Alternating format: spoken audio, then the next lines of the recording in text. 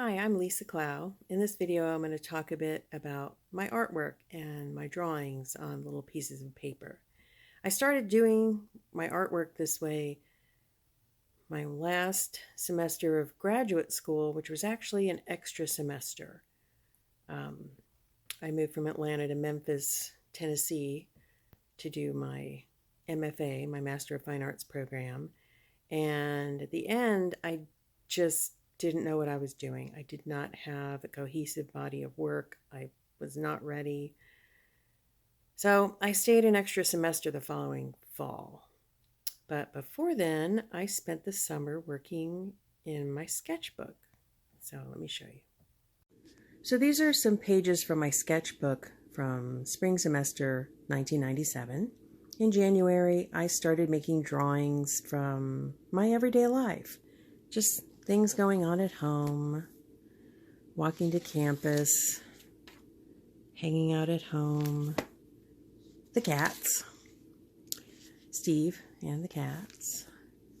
I had 3 cats when I met Steve. Spring break.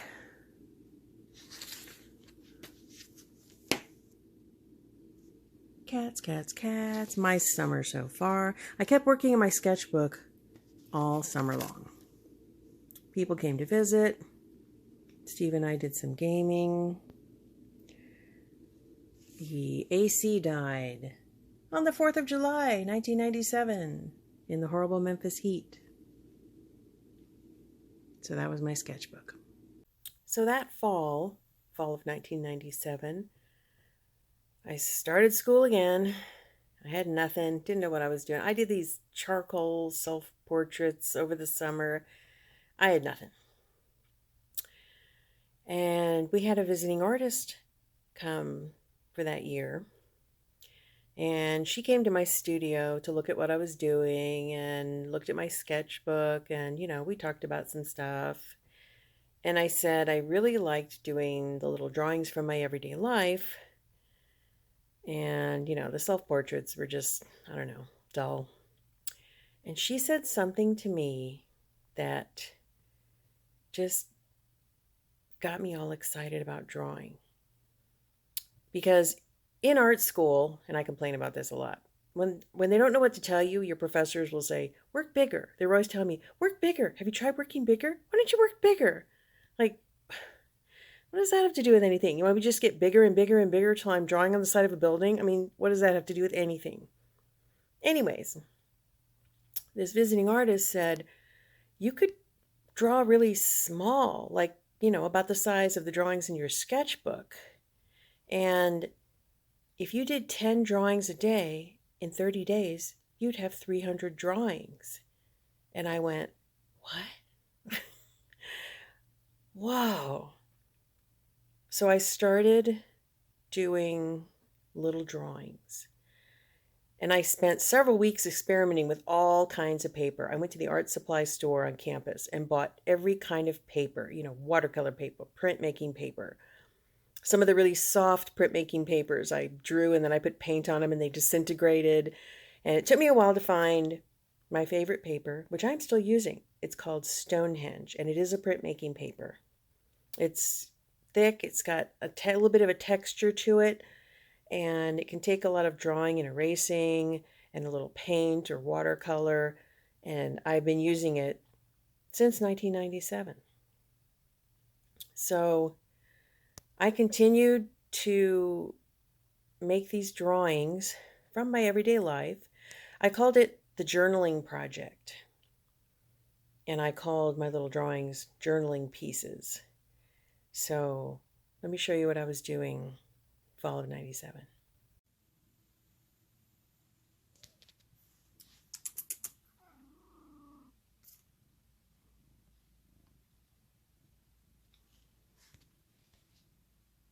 All right, I'm kind of disturbing Simon. This is his nap spot. However, here is my Memphis big journal. A few years ago, well, not more than a few years ago, I started putting the journaling pieces into these big journals, because I used to have them in stacks in little paper sacks. So here is the Memphis 2 journal. There's 3 journals full of Memphis stuff. But these are the pieces from fall of 1997. Cats, of course. Stuff going on.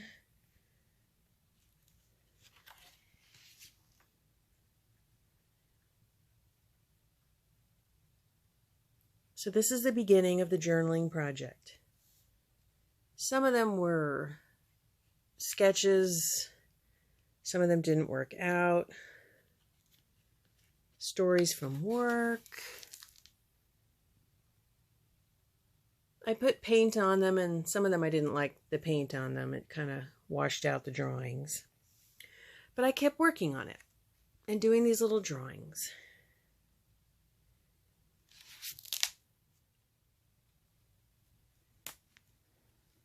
And that's how I finished out my semester. See, here's some sketches. I said, the sketch is the work. Instead of doing finished artwork, the sketches are the work.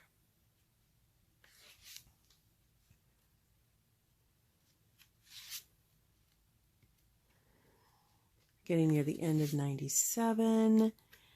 There was a lot of writing, too. Into, let me see, November, December, my graduations. Actually, no, I'm sorry. There was no December graduation. I had to go back in May. Forgetting what happened. So I just kept drawing and writing and drawing and writing. Sometimes more writing. Sometimes more drawing.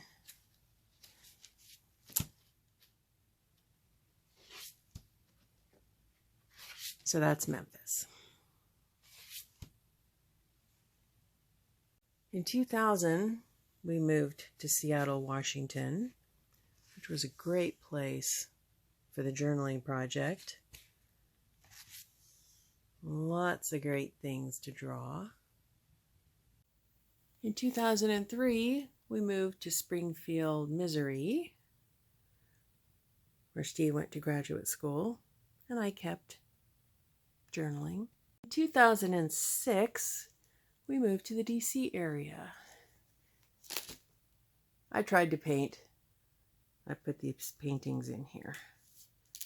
We actually lived in Laurel, Maryland, which is halfway between Baltimore and DC. And I kept journaling and journaling and journaling. Lots of writing. Journaling. Journaling.